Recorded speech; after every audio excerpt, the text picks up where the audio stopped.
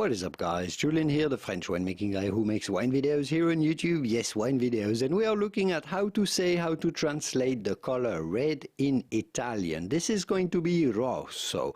We are going to see in just a second how to pronounce this properly. Of course, the name of the color red, Rosso, is going to apply to wine, to say red wine, vino rosso, but it's also going to apply to anything else that is of the color red. You also probably know the Toro Rosso, Scuderia from Formula One, for example, the Red Bull. Rosso. So how to pronounce this properly? In Italian, you have to insist on the double S because there is a double S, so you have to kind of pronounce like there is two S's one after the other. Rosso.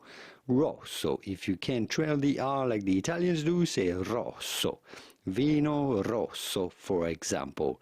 Toro Rosso. Vino Rosso. If you want to learn more about Italian wines and Italian wine pronunciations, here are more videos that you should watch next. I'll leave you to it, and I will see you soon in the wonderful world of vino. Arrivederci. Ciao, ciao.